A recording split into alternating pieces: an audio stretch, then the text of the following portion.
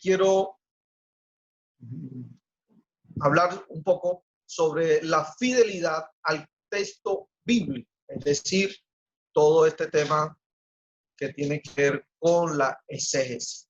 En el campo de la exégesis, cada vez que hablamos de este tema, para muchos parece como si estuviéramos hablando en otro idioma que no conocemos, y para muchos les asusta también. En mi experiencia personal, he observado cómo a mi alrededor me he levantado con pastores en donde el tema del estudio es un tema muy, pero muy aislado del pastorado, lo cual los años han desmentido todo esto. Los años han mostrado toda la herramienta que se ha perdido al respecto. En una ocasión que leía el libro La versatilidad de la Biblia, del doctor Christopher Bright y Jonathan Lamb, un libro recomendable. Me llamó la atención porque el autor allí, Jonathan Lamb, alude a que la predicación debe ser bíblica. Y pues cuando yo estuve leyendo esto, yo dije, pues no está diciendo nada del otro mundo. ¡Wow! ¡Qué gran frase! Pero mientras me puse a leer, pude entender más a fondo lo que este hombre de Dios estaba queriendo decir. Y sencillamente el punto a tratar es cómo la predicación está dejando de ser bíblica, ¿no? Cómo la predicación está dejando por fuera la palabra del Señor. Y esto ha generado grandes falencias en medio de la iglesia del Señor. El doctor Jim Packer, un erudito hombre de Dios, dijo las siguientes palabras acerca de la importancia de la Biblia. Dijo: aunque se ven muchas señales de crecimiento en la iglesia evangélica, también hay inconfundibles rasgos de superficialidad. Y la principal falencia es la inseguridad y la confusión respecto a la naturaleza y al uso de la palabra de Dios.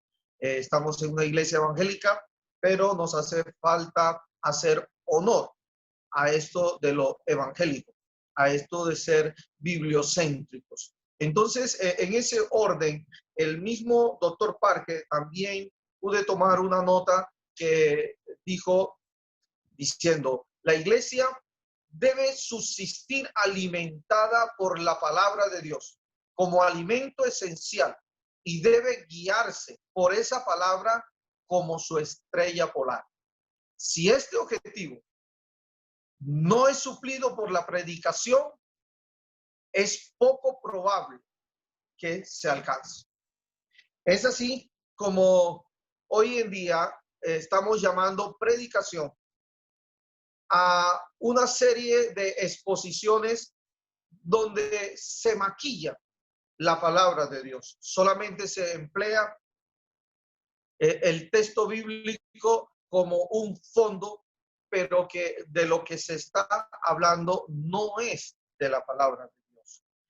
Hoy en día hemos estado viendo de moda, con todo respeto a los psicólogos y a los sociólogos, que aunque es una disciplina relativamente nueva, de aproximadamente 200 siglos, 200 años, son disciplinas que están siendo el boom del momento y están llevando inclusive la predicación de la palabra a que sea una mera incentivación del alma de la persona. Es decir, son charlas motivacionales y las iglesias se están concentrando hoy en día en charlas motivacionales que en una exposición bíblica. En este sentido, la predicación bíblica nos ayuda a exponer un pasaje de la Biblia. Por otro lado, encuentro que también hay predicaciones temáticas y está bien. Yo diría, en mi humilde parecer, que la predicación temática, que es la que más se acude, debe ser a la que menos se acude. Porque es en la predicación temática donde se usan más textos, más referencias bíblicas, pero fuera de contexto.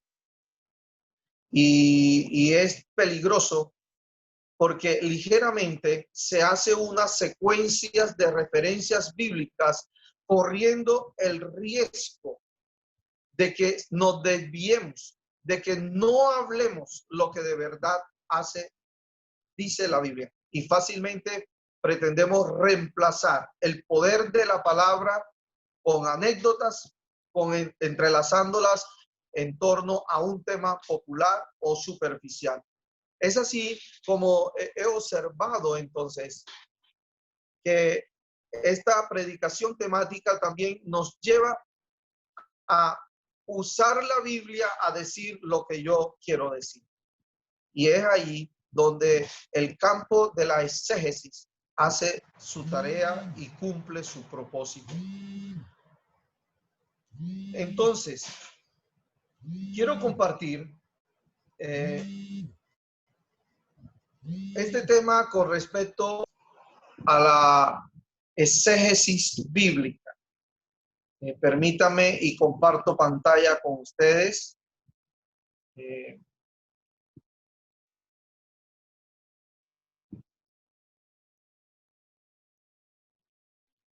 Ok, yo creo que estamos allí.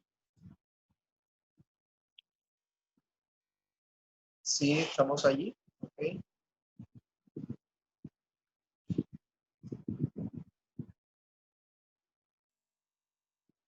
Bien. De esta manera, permítanme.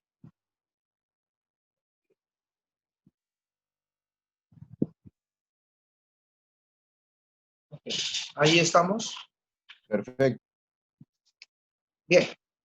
Entonces, de esta manera hay una urgencia y mi propuesta de hoy tiene que ver con ser fieles al texto bíblico. Y en el campo de la exégesis bíblica, bueno, el pastor Fernando me ayuda porque me están pidiendo que admita varios pastores. Yo me encargo, mi hermano, tranquilo. Ok, te agradezco allí estado deteniéndome en eso. Bien, entonces, cuando hablamos de exégesis bíblica, tengo que explicar que estamos frente a toda una disciplina y se puede entender como exégesis bíblica como la investigación metódica y sistemática del texto bíblico. Es una tarea tanto espiritual como científica. Y yo quiero animar con esto que aunque por momentos esto parezca demasiado académico, quiero decirle que por más académico que sea, es tan profundo lo espiritual que se vive. Partiendo del punto de las palabras de Jesús, mis palabras son espíritu y son vida. De manera que la tarea de la exégesis de la palabra de Dios es una disciplina netamente espiritual. Y aquí está el mal uso de muchos que llegan a decir que la letra mata, más el espíritu vivifica. No lea tanto, no se ponga a estudiar tanto porque se va a morir. Esos seminarios no son seminarios, sino son cementerios. No, ya vamos a ir cambiando toda esa falsa enseñanza que se ha estado dando. Hablar de exégesis, entonces, responde a las siguientes preguntas. Responde a la pregunta, ¿qué dice el texto? ¿Qué significó para los autores o los lectores originales? Por tanto, la exégesis se considera que es el estudio del texto hasta llegar a la comprensión de su significado para los lectores originales. La exégesis habla más que todo es de el sentido del texto, es decir, vamos al texto de la antigüedad. Vamos a mirar cómo fue todo este proceso en que fue dado. El doctor Wilhelm Dilthey, un filósofo, historiador y sociólogo, él llega a hablar del entendimiento básico como un proceso causal. Llega a mostrarnos que nadie puede comprender mejor o entender algo, el objeto a estudiar, si no comprende primero el proceso causal por el cual se dio aquello. Es decir, que en el campo de las escrituras, este principio es aplicable. Si nosotros, como estudiosos de la palabra y predicadores, no comprendemos cómo es la naturaleza de las escrituras, qué métodos se adapta a dicha naturaleza, vamos a estar perdidos si no comprendemos cuál fue el proceso mediante el cual un texto llegó a ser real.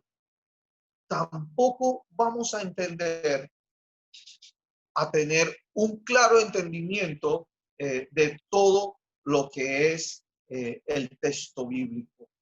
La exégesis, en este sentido, se encarga de mirar todo este proceso causal para que haya un entendimiento. Y la gran realidad es que muchas veces tenemos problemas para entender un texto bíblico. Entonces, la exégesis es la que nos ayuda a través de cada uno de estos pasos de esta disciplina, nos ayuda a adentrarnos. En resumidas cuentas, la exégesis es el proceso de investigación por el cual se extrae el significado original de un texto con el fin de lograr un entendimiento del mensaje de su autor. En el libro Cava Más Profundo, una de las frases que me llamó la atención del autor es cuando dice, tenemos que convertirnos en investigadores privados allí, que seamos capaces de tomar esa actitud de estudiantes,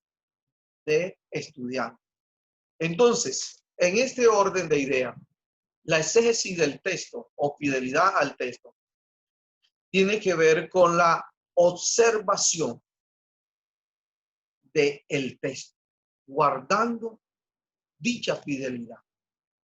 Yo voy a observar el objeto a estudiar. ¿Cuál método científico? Uno usa el instrumento y mira aquel objeto a estudiar y escribe de acuerdo a lo que el objeto le dice, el objeto le presenta, aquello que el objeto se deja conocer. Así en la exégesis, fidelidad tiene que ver con una observación objetiva, es decir, lo que el texto dice, esto habla, algo de ortodoxia, ¿no? Algo en donde yo tengo que decir lo que la Biblia dice y no poner palabras en la boca de Dios. Es decir, donde la Biblia no dice nada, ¿quién soy yo para decir algo por ella? La observación, entonces, se pregunta para saber lo que el autor quiso decir a su auditorio principal.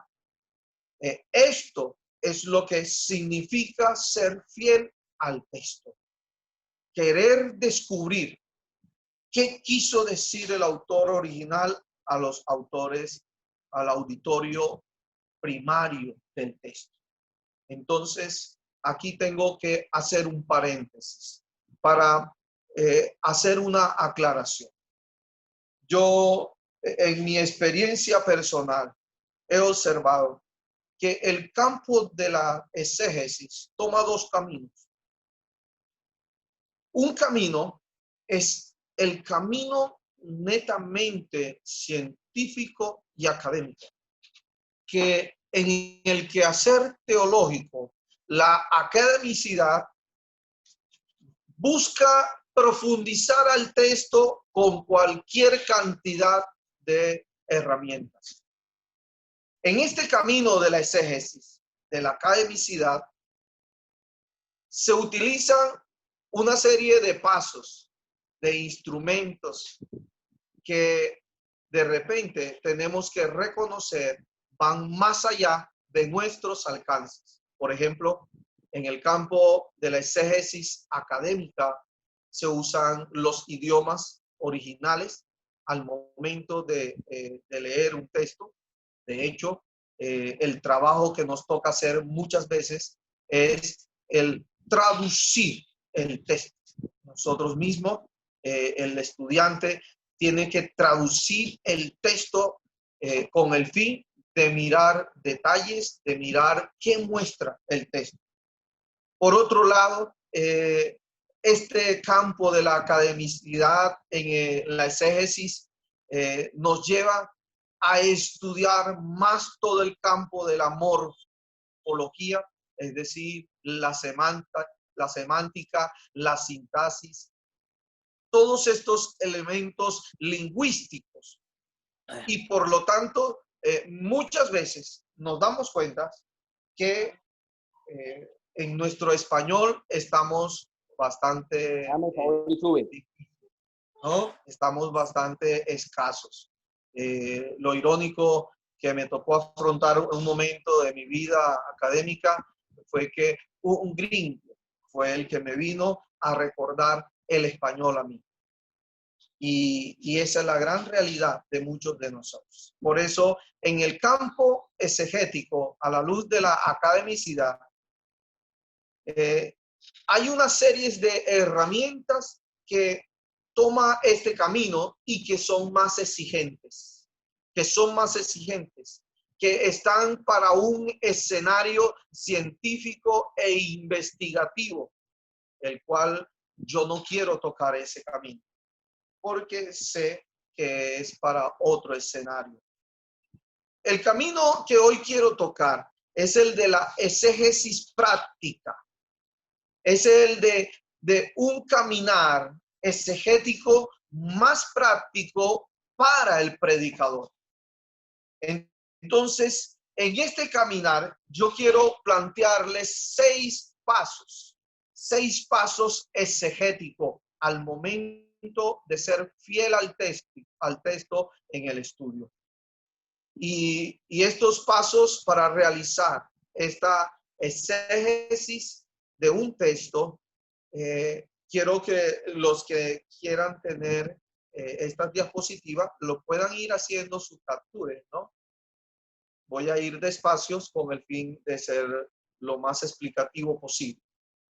Este proceso exegético que junto con el pastor Valerio y el pastor David, lo hemos visto como lo más práctico para la vida de los predicadores hoy. Necesitamos que el predicador sea más estudioso de la palabra. Y por eso queremos plantear una propuesta de predicación, de estudio de la palabra de una manera más práctica. En primer lugar, el primer paso que se debe dar en una exégesis práctica, en una exégesis de un texto, es entender el pasaje en su contexto. Para entender el pasaje en su contexto, amerita que conozcamos el género literario en el que está. Y allí vamos a encontrar que hay varios géneros literarios, como por ejemplo el narrativo, en el cual las características nos muestran que hay pasajes de personajes, situaciones, es todo un relato más que todo histórico, donde se habla de tiempo, de lugar. Así también podemos encontrarnos con un género literario parabólico, donde se habla de una historia de la cotidianidad, pero que se busca enseñar una verdad espiritual o moral. Hay textos que son poéticos, hay textos que son legales y así proféticos, y así podríamos dar entonces una serie de géneros literarios. Entonces, pensando en este abreboca, el género literario abarca un espacio donde amerita que conozcamos más de cerca estos géneros literarios, cuál es su importancia como tal. Por ejemplo, cuando uno mira los salmos como un texto poético, uno va a entender que en los textos poéticos hay un gran énfasis para mirar, un gran énfasis en las emociones y los sentimientos en cada uno de estos pasajes poéticos. Y así sucesivamente uno puede ir estudiando cada género literario y su importancia, sus características, y en la escritura donde se comprenden estos textos, estos géneros literarios. Luego que nosotros en el contexto de un pasaje miramos el género literario, miramos entonces el contexto histórico. Y en este contexto histórico miramos quién es el autor, el destinatario, la cultura del momento, aspectos culturales que estaban envolviendo la situación. ¿Qué era lo cultural del texto que estaba revistiendo el mensaje de aquel pasaje? El auditorio, obviamente, que estos aspectos como fecha, auditorio, cultura, destinatario, autor, en el mismo texto bíblico podemos hacer, podemos encontrar. Algunos usan textos extrabíblicos, recursos extrabíblicos para ayudarse un poco, pero la idea de la cual hoy queremos transmitirle es la de ser más estudioso de la palabra, el ser capaz de dejar que la palabra misma nos diga, ¿no? El objetivo a estudiar, el objeto a estudiar se deje conocer, ¿no? Nosotros conocemos en la medida en que el texto se está dando a conocer. Y es así como el texto mismo amerita que sea leído muchas veces. Fecha, conseguir la fecha, todo eso hace parte del contexto histórico. ¿Fecha para qué, pastor? Es que la fecha nos coloca en una etapa de la historia, en un periodo de la historia. La fecha tiene también una relación con los personajes de la época, y así el auditorio, y así la cultura, el destinatario. ¿Por qué ese es el destinatario de esta carta? Preguntas que nos llevan a conocer mejor el contexto histórico. Y hay otro aspecto que lo quise colocar aquí por las capacitaciones que tengo en la iglesia, pero otro aspecto importante en la academicidad, hago el paréntesis aquí, no en este camino práctico de la exégesis que estamos trabajando, pero sí en la academicidad, es la crítica bíblica.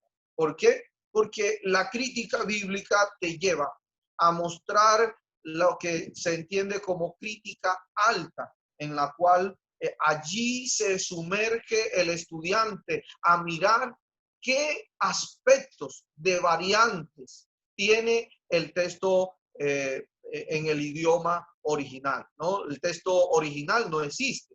Lo que existe es copia, ¿no? Pero entonces esas copias han sufrido unas series de cambios que se entienden como variantes. Y cuando los estudiosos en el campo de la academicidad, la exégesis bíblica los obliga a mirar si ese pasaje tiene alguna variante, es decir, si en su texto en el idioma original ocurrió algún error, alguna falla humana con respecto al momento de ser copiado, algunas frases, algunas palabras. Encontramos que las traducciones, algunas traducciones no revelan, no muestran estos aspectos de las variantes, otras sí. Por eso hoy en día ya los lingüistas en los equipos de traducción están haciendo uso de los pies de páginas de esas referencias en las Biblias, en donde colocan una letrica e indica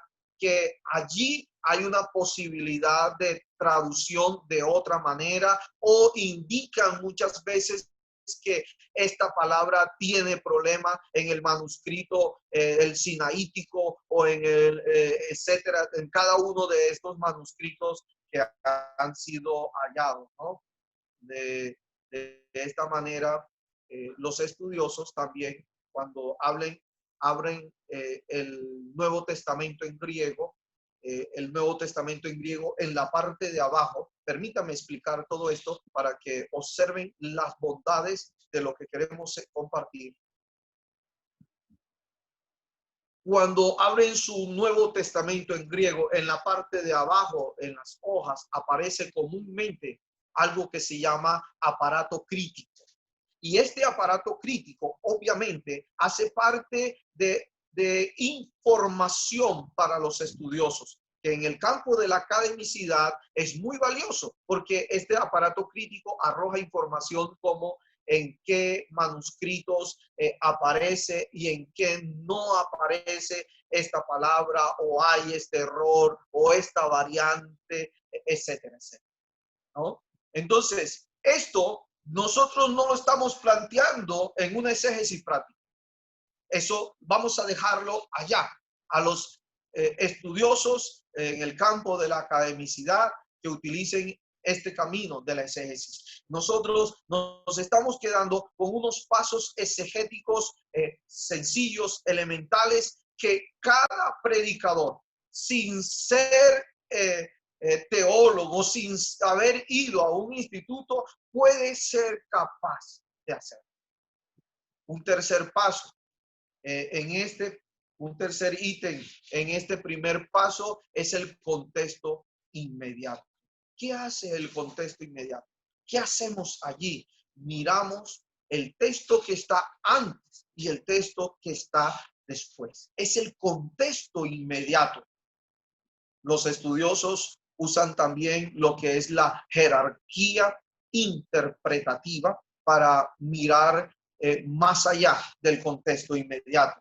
Es decir, si el autor de ese libro tiene otros libros o cartas, entonces mirar cómo esa frase obtuvo en su campo semántico, obtuvo una serie de significados. Por eso les digo, quiero hacer estos 6 pasos de una manera más sencilla para los predicadores. ¿Cómo se relaciona lo anterior y lo posterior con tu pasaje en estudio? Los estudiosos llaman esto el sitting level, es decir, el momento circunstancial. ¿Qué estaba pasando en ese momento? ¿No? ¿Cuál era la circunstancia? Todo esto lo vamos a comprender en el contexto inmediato del pasaje. Pastor, ¿y cómo hago esto? Leyendo. Usted lee antes, se lee después y allí va profundizando. Por ejemplo, el contexto inmediato de la parábola del sembrador, como un ejemplo. Estamos hablando allí de Lucas capítulo 8. Nos ayuda a entender el propósito de la parábola. Y a veces nosotros hablamos de un pasaje olvidando del contexto inmediato. Cuando uno mira el contexto inmediato de esta parábola del sembrador, entendemos que Jesús quería alertar a sus discípulos a oír de verdad y a atesorar la palabra para que sus vidas produjeran frutos, y que de la palabra que usted arrojara, después él nos estaba enseñando, no todos iban a dar frutos. Es interesante entonces el contexto inmediato. Entonces, después de haber salido de lo que es entender el pasaje en su contexto, entonces el segundo paso es entender el pasaje en detalles. Entender el pasaje en detalles. Y es aquí donde considero que lo más básico para empezar a entender el pasaje en detalles es tener una buena lectura con comprensión. Una lectura de entendimiento básico. Comprensión de lectura. Créame que hay predicadores que me han tocado escuchar que todavía no comprenden una lectura de un texto. Y no estoy hablando de ser un estudioso, no. Estoy hablando de lo que es básico, de lo que es entender una lectura. ¿De qué habla? ¿Quién es el personaje principal? De lo que es básico. La recomendación aquí, en este caso, es que así como vamos a hacer la lectura básica del texto, primero hagamos una lectura de inspección global de todo el libro donde aparece aquella sección o aquel texto. Entonces, pautas para una lectura de entendimiento básico. Tome un lápiz en la mano. Un lápiz en la mano. Acostúmbrese a tener un lápiz en la mano. La memoria muchas veces falla, pero lo que usted escribe, eso queda y lo puede recordar. Segundo, subraye palabras indicadoras en el manuscrito. Escribo manuscrito, MSS o en la Biblia. Lo escribo así por mi costumbre. A mí no me gusta rayar la Biblia. Y si la rayo, lo hago con lápiz para tener después la oportunidad de borrar. Más me gusta esta figura de manuscrito, que es para los estudiosos manuscritos. Llegan al computador, toman el texto, lo agrandan, o lo amplían, colocan en la letra de más gusto y lo imprimen. Después que ya está impreso en su hoja, entonces ese texto uno lo llama manuscrito para rayar, ¿no? Ese texto lo toma, lo raya, coloca anotaciones y eso le va a ayudar a entender mejor el texto. Tercero, lea rápidamente. Lea 1, 2, 3 veces o las veces que sea necesario. Pero dentro de la lectura debe hacer una lectura rápida. ¿Cuál es la idea de la rapidez? Ver aspectos que en una lectura lenta usted no va a ser capaz de ver. En cuarto lugar, una buena versión para estudiar. Esto de la buena versión es interesante porque hoy en día, gracias a Dios, tenemos una vitrina de versiones, de traducciones que nos ayudan, que son una bendición. Pero aún así, cada quien se siente más identificado con un tipo de lectura. Hay personas que son muy fáciles para leer novelas, pero si le ponen un texto de filosofía, les cuesta. Como hay otros que las lecturas de teología, de filosofía, les es más fácil. Entonces, asimismo, en las versiones o traducciones de la Biblia, hay tipos de lenguajes más popular, más contextual o más literal, más textual, gramática más espesa, más condensada. Y eso también usted lo puede escoger, ¿no? Usted puede escoger su propia Biblia. Es interesante lo de las lecturas, que se nos pueda quedar en mente esto, porque muchas veces con la primera lectura que el predicador hace en primer lugar cuando se para en el púlpito o en el lugar donde va a dar la palabra, uno es capaz de observar qué tanto la persona ha leído el texto. Yo he observado predicaciones donde el predicador se sube a cancanear la lectura inicial del texto. Yo creo que si usted ha leído un texto más de 3 veces, lo más seguro es que no lo cancanea. Y eso está mostrando la falta de fidelidad al texto, de ser estudioso, de entender el pasaje en detalles. Así entonces, leer rápido, pero en una buena versión, nos lleva a un segundo ítem, que es el de las herramientas de la traducción. Y rápidamente, aquí quiero mostrarle que con respecto a las traducciones o versiones, encontramos que estas tienen que ver en su mayoría con la filosofía de traducción que emplean los equipos lingüísticos o de traducciones de aquellas versiones de la Biblia. Es decir, que en este orden uno encuentra que hay dos versiones o dos tipos de traducciones, de filosofía de traducción. Un tipo de traducción es la que se conoce como las literal o textual.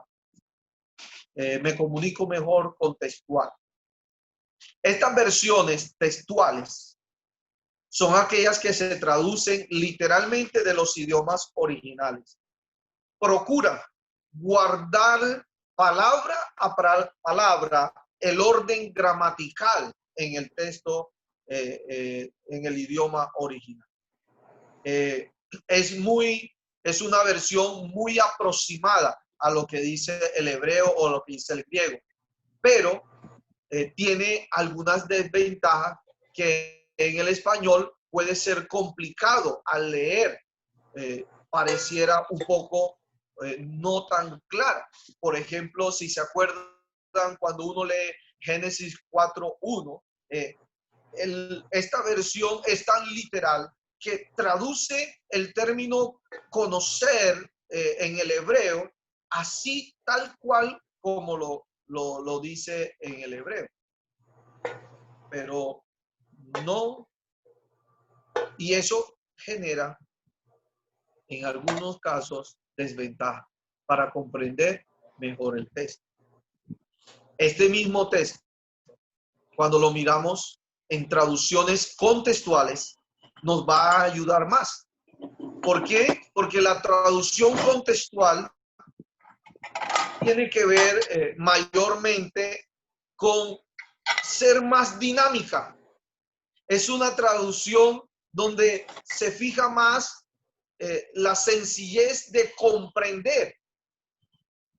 No se ciñe tanto a la redacción original, sino que busca que el texto se comprenda. Por ejemplo, en el caso de Génesis 4:1, allí encuentra uno que Adán no que conoció a su esposa, sino que en estas versiones contextuales ya dice durmió con su esposa. O algunas otras más explícitas todavía dicen y tuvo relaciones sexuales con su esposa o se acostó con su esposa. Entonces, en este orden de idea, manejamos dos clases de traducciones. Se observan dos clases de traducciones. Las traducciones textuales o literales y las traducciones contextuales o de equivalencia dinámica. En las versiones textuales uno observa la Nueva Biblia Latinoamericana de hoy, la Biblia de las Américas, la Reina Valera, Canteras Iglesias, entre otros. Creo que allí también está la Nácar Colunga. Pero en las versiones contextuales, las traducciones contextuales, encontramos la Dios habla hoy, la nueva versión internacional, la nueva traducción viviente, palabra de Dios para todo, traducción en lenguaje actual, entre otras. ¿Cuál es el peligro de las traducciones contextuales? Las que tienen aproximaciones a ser paráfrasis. Y es delicado y es un riesgo, porque estas paráfrasis nos alejan del texto. Entonces, así también, en estas dos líneas de traducción como herramienta, cada quien toma a su gusto con las que más se identifica. Los estudiosos en la academicidad usan mayormente la versión textual. Por esto de mirar el orden gramatical y literal de las palabras. Pero casi siempre los pastores nos gustan más las contextuales. ¿Cuál es el consejo? Use de ambas. Mantenga una Biblia textual y una Biblia contextual en la que usted se identifica más, con el fin de que palabras o versículo que usted no comprenda lo pueda observar en el otro.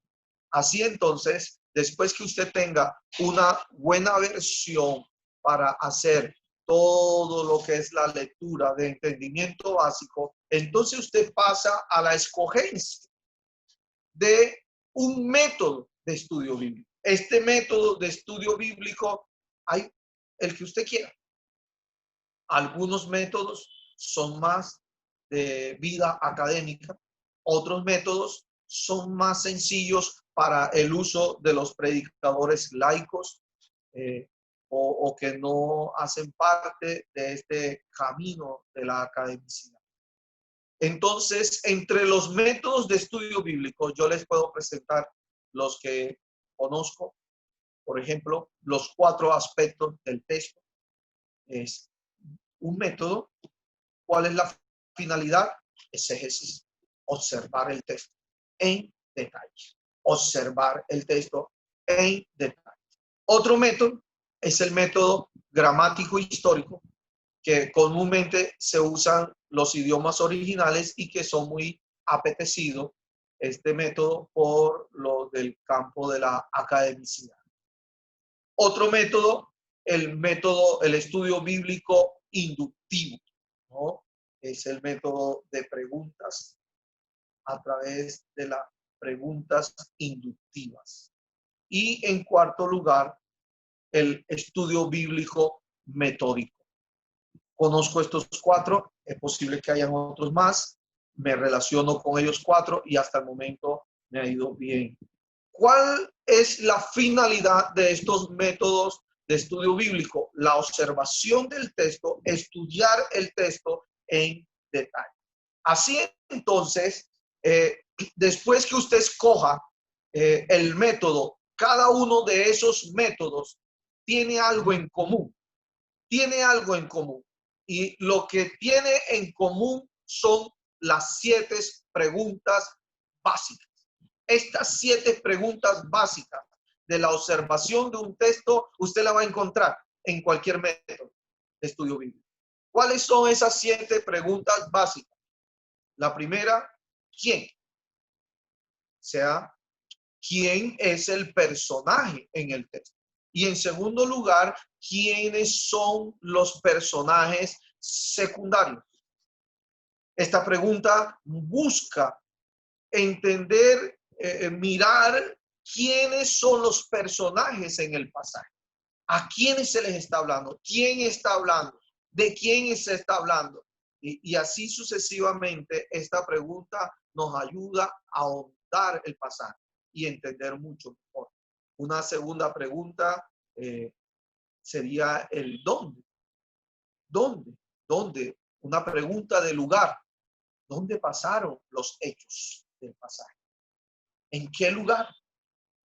El don, por ejemplo, un ejemplo allí a compartir con ustedes es Lucas capítulo 8, versículo 4 al 8, que es la parábola del sembrador, ¿no?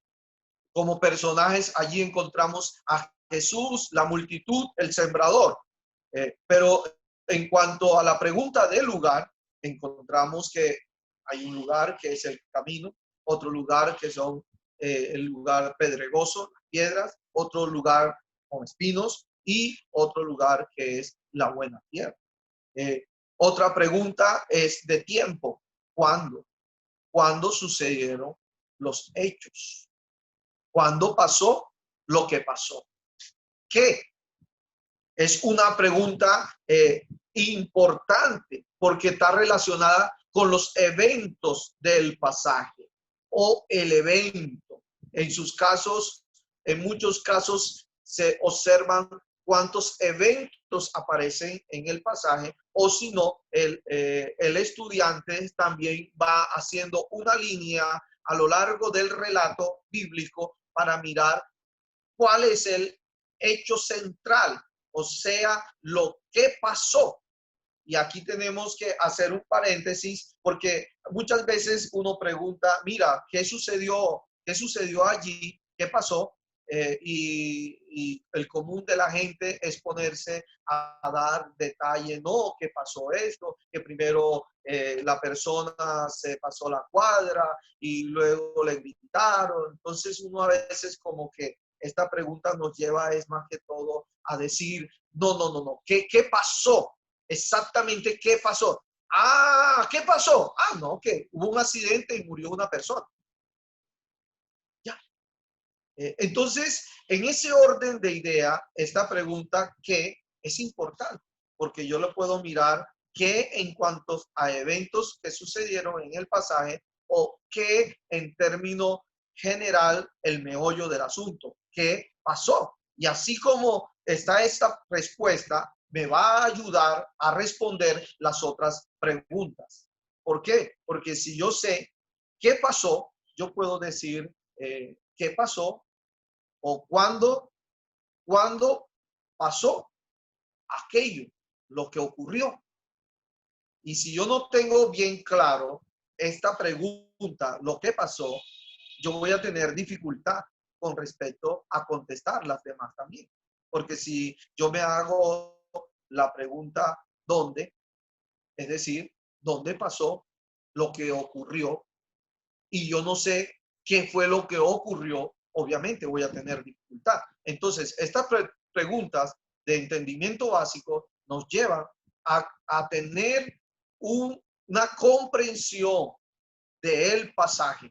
Así también, entonces, podemos mirar ejemplos como las historias tienen varios eventos, los textos poéticos eh, muestran las emociones, las cartas. Uno puede preguntar cuáles son los argumentos en términos de esta pregunta. Un ejemplo, por ejemplo, con respecto a la pregunta ¿qué? Basada en el texto que tengo allí como ejemplo, de Lucas 8, 4 al 8, la parábola del sembrador. Primer evento, la reunión de toda la multitud. Segundo evento, el sembrador salió y la semilla cayó junto a el camino. Y así sucesivamente uno va mostrando que van varios eventos. Y eso nos va a dar pautas para ir organizando o por lo menos ir mirando posibles estructuras en este texto. Y miren las bondades de entender en detalles un pasaje, que si yo logro hacer este estudio, ya yo estoy tomando material para el futuro bosquejo que voy a realizar. Nada de esto es tiempo perdido, todo lo contrario, es material para el bosquejo que yo voy a predicar después. Obviamente, tengo que empezar primero con mi bosquejo exegético. El estudio exegético me debe llevar a un bosquejo exegético. Ya el pastor Valerio mostrará un bosquejo hermenéutico y el pastor David mostrará su bosquejo homilético. En lo que compete al campo exegético, debe terminar en un bosquejo ya estudiado, ya claro. Una siguiente pregunta es el cómo, es decir, una pregunta que tiene que ver con el proceso, las formas en que se dieron las cosas. Es importante esta pregunta porque me lleva a encontrar qué fue primero, qué fue segundo, qué fue tercero. Las cosas no suceden como sea, las cosas suceden por un proceso. Acuérdense de las palabras de Dilthey, aquel filósofo que habló del proceso causal. Todo lleva un orden en la causa porque cómo se realizan las cosas. Y este proceso lo podemos ver en el ejemplo que tenemos de Lucas 8, 4 al 8. Versículo 8 dice, cayó, creció y dio buenos frutos. Hay un proceso. ¿Cómo sucedieron las cosas? El sembrador tiró la semilla, cayó. ¿Me hago entender? Toda esta observación de la pregunta cómo es clave para indicarnos cómo es que el pasaje quiere que lo entendamos, El por qué, otra pregunta, tiene que ver con las razones. Y esta pregunta se cree que es la primera pregunta con iniciativa de interpretar. Una cosa es observar y otra cosa es interpretar. Observar es lo que dice el texto.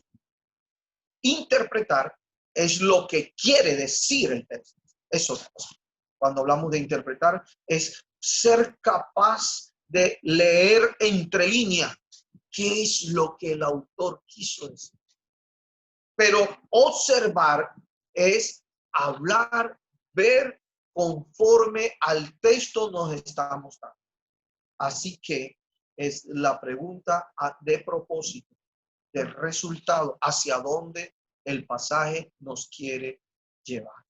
Entonces, con estas 7 preguntas amigas o estas 7 preguntas de observación, pasamos a un tercer paso. Acuérdese que estamos hablando de 6 pasos. El tercer paso es el de la ley de estructura. Dilthey hablaba de que el proceso causal en este principio tiene que ver que mirar estructuras. Por ejemplo, cuando usted va a observar una casa, en la observación simple, uno mira que si esa casa no tiene muros, es decir, un esqueleto, una estructura, las paredes, el techo no se va a sostener. Esto es lo que entendemos como una estructura. Imagínese el cuerpo humano sin el esqueleto, sin todo el sistema óseo, que viene a ser la estructura del cuerpo. Alrededor de los huesos lo que hay es carne, pero no nos quedamos una bola, una pelota, porque tenemos un sistema óseo, una estructura, una ley. Y es así como uno puede observar este paso de la ley de estructura, ¿no? Ley de resultado, ley de razón. ¿Qué son las leyes de estructura? Son leyes lógicas que uno usa al hablar. Cuando uno va a decir algo, uno usa una estructura para hacerse entender. Y esa estructura lógica mental, esa organización de las ideas, se llama estructura. entonces uno encuentra que hay una serie de leyes de estructuras a estudiar, como son la ley de resultado, por ejemplo, la ley de causa-efecto, y uno muchas veces cuando habla utiliza esta ley de estructura para decir, primero esto llevó a que sucediera esto, una causa, un efecto. La ley de razón, un efecto por razón de esta causa, ¿no? Lo contrario, efecto causa. Y así sucesivamente encontramos una serie de estructuras que en el campo de la literatura que tenemos que ir conociendo, ir aprendiendo. Entonces allí aprendemos a comprender en qué consiste la ley de contraste, ¿no? Lo blanco, lo negro, cómo dos cosas se contrastan en el pasaje, y esto es usado por el autor para decirnos algo. El entender una ley de estructura es estar haciendo exégesis, amado hermano. La exégesis no es asunto de gente estudiosa, gente sobrenatural. No, debe ser el pan diario en todo predicador. Las leyes de estructura encontramos diversas. Leyes de generalización, leyes de particularización, y todas estas nos van a llevar a comprender mejor el pasaje. En cuarto paso es las divisiones principales. Obviamente, un pasaje, así como tiene una estructura, así también hay que aprender a hacer las divisiones de un pasaje. Es decir, ser capaz de mirar cómo hay ideas concretas con significado propio que van encerrando una idea y que terminan con un punto aparte. Esto nos deja ver de que hay otra sección, y así sucesivamente uno puede ir mirando cómo en un pasaje hay secciones, partituras que pueden hacerse de acuerdo a la idea que el autor está planteando. Entonces, estas divisiones principales son importantes, porque estas divisiones principales, como también las estructuras, nos van a llevar a ir creando los puntos principales de nuestro bosquejo. El ejemplo allí que tenemos en la parábola del sembrador, entonces ahí lo podemos ir mirando, pero para seguir por causa de tiempo tenemos un quinto punto, y es extraer la idea exegética, el corazón del pasaje. El quinto punto, entonces, ya después que conocemos el pasaje, sabemos cuál es su idea principal, ya sabemos cuáles son las divisiones o secciones en que se conforma este pasaje, ya sabemos cuál es la estructura de este pasaje. Entonces, la dinámica en la exégesis es ser capaz de escribir, redactar una idea exegética o una idea central del pasaje que recoja todo el pasaje. ¿Cómo se conforma la idea exegética? Se conforma de una idea central y de un complemento. Entonces, la idea central tiene que ver con ese tema general de todo el pasaje. Y los complementos tienen que ver con lo que se dice acerca de lo que se dice. En resumidas cuentas, la idea exegética nos va a dar una frase que cubre todo el pasaje. Es importante, amados hermanos, cuando usted hace una idea exegética, porque detrás de la idea exegética está que usted comprendió el pasaje, sabe de qué se trata ese pasaje. Entonces, para encontrar el tema de la idea central, uno identifica el tema general del pasaje, luego identifica la pregunta de observación que es más relevante. En tercer lugar, formula el tema de la idea central y luego mira la estructura, ¿no? Son pasos para uno ir sacando el tema de la idea central. Características, entonces, de una idea exegética vienen a ser: deberá estar escrita en pasado. Al momento de formarse, deberá ir en un orden.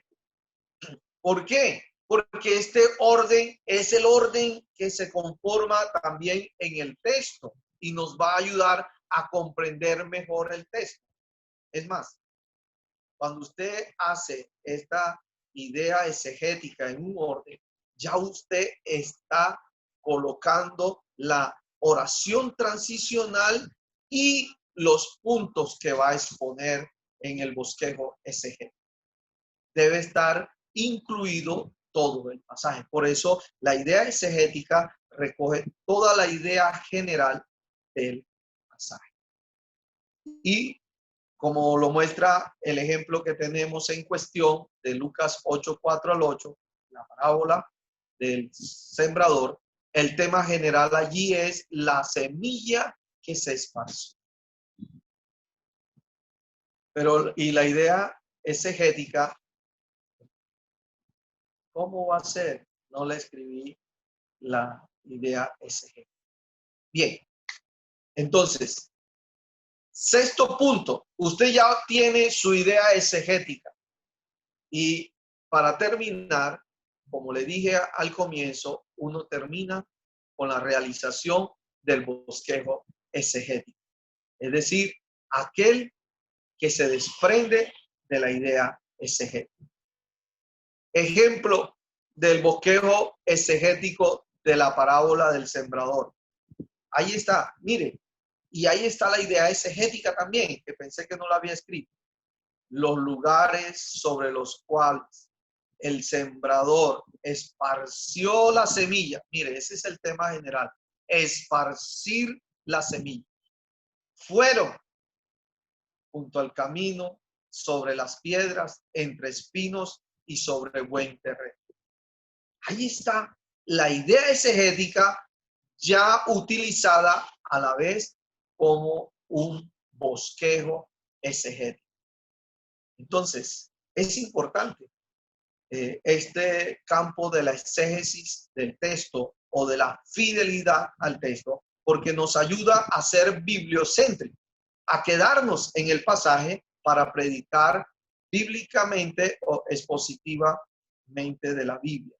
Algunos recursos que propongo, recursos exegéticos, después que ya hayamos hecho nuestro trabajo en la Biblia, es la Biblia interlineal hebreo y griego, que es interesante para los que no manejan los idiomas originales.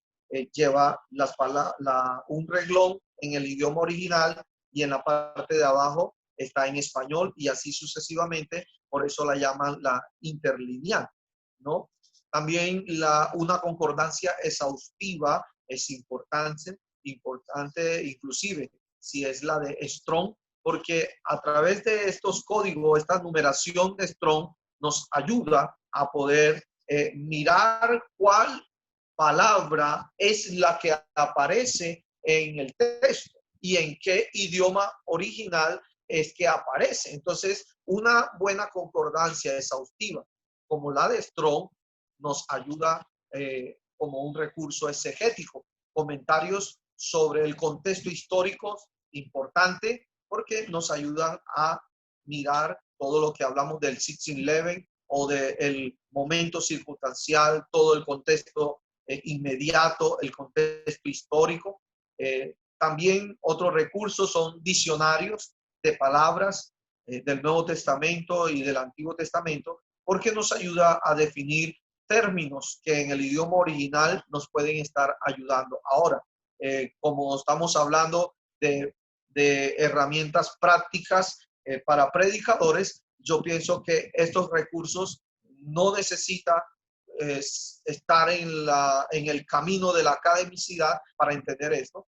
Sencillamente, con estas herramientas, usted puede defenderse. Y también, como lo dijo Rick Warner, en su biblioteca, lo que más debe haber como predicador son libros de predicación expositiva, ¿no? Cuando uno es predicador, lea libros de predicadores para que cada día uno va aprendiendo más. Esta carrera del entendimiento, del aprendizaje, nunca termina. Libros sobre historia de la exégesis importantes. Y para no olvidar, termino con esto, para no olvidar. La exégesis empieza y termina con la oración. ¿Por qué? Porque el Espíritu de Dios es el que conoce los pensamientos de Dios. La palabra de Dios es espíritu y es en estar en el Espíritu que nos ayuda a comprender, a mirar lo que el Espíritu no nos revela, nos ilumina. Y cuando el Espíritu nos ilumina, esto es la labor del predicador. Es dejar que el Espíritu lo guíe en el estudio. Por eso no debemos olvidar orar antes, durante y después.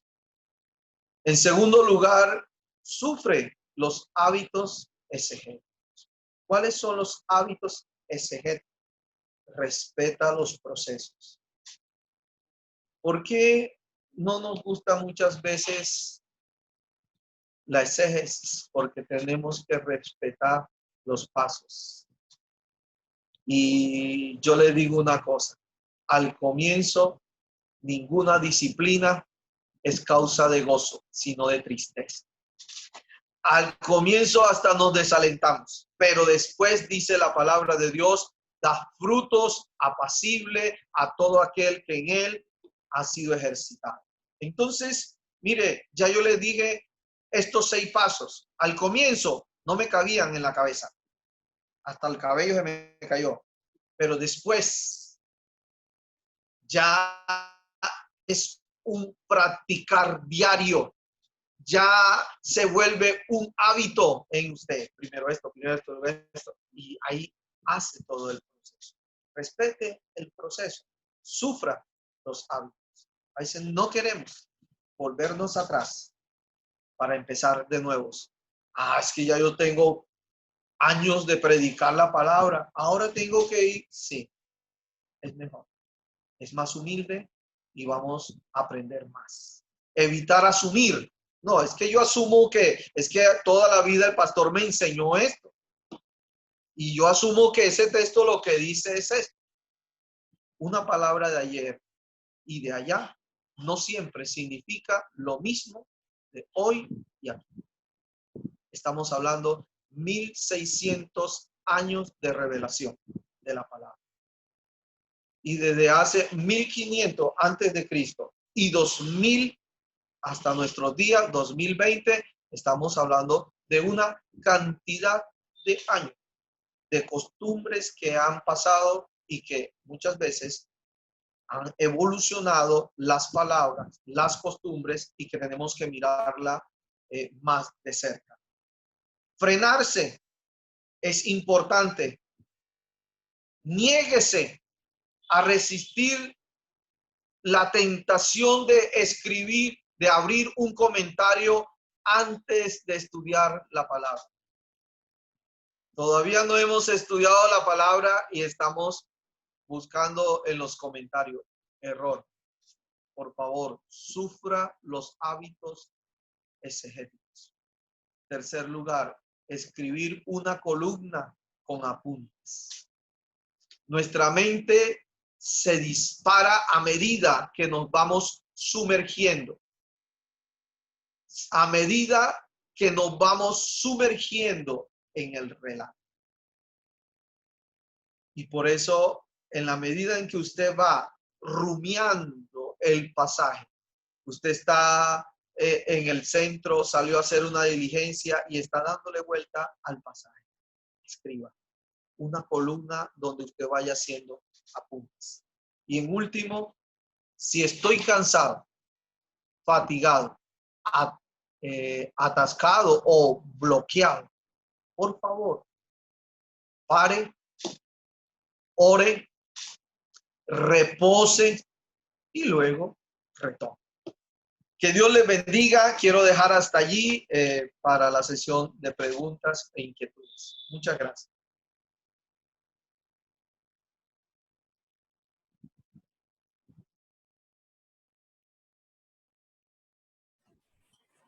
Amén, mi hermano, muchas gracias. ¿Sí? Bueno, la primera pregunta que yo quiero hacerle, mi hermano, es ¿qué posibilidades hay para tener esta presentación? Porque yo sé que algunos ya están inquietos y les gustaría pues tenerla. ¿Hay posibilidades de eso? ¿Me está escuchando?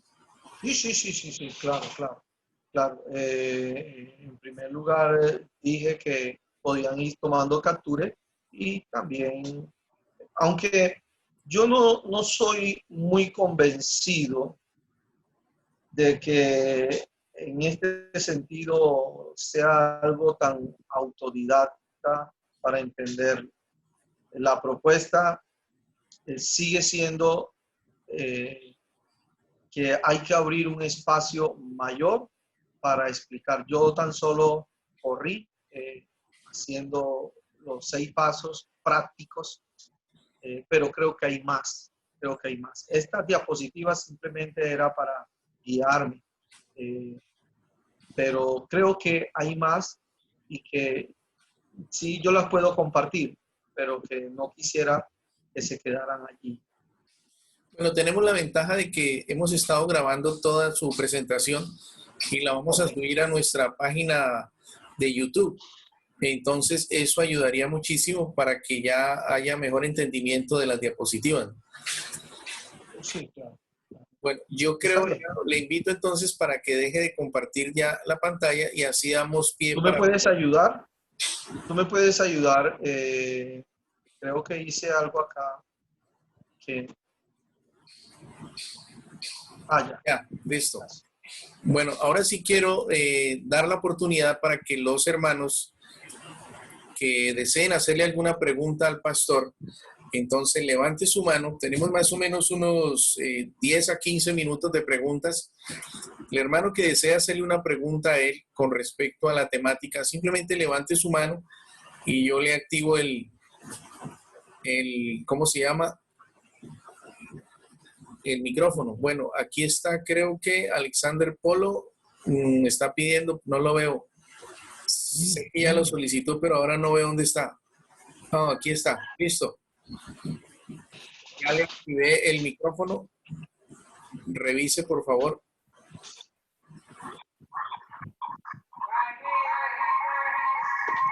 A los hermanos que tienen prendido su micrófono, les pido que por favor lo apaguen y ya lo activaremos. A ver, Alexander, pregunta para nuestro corresponsal de Valledupar, Álvaro Manjarres.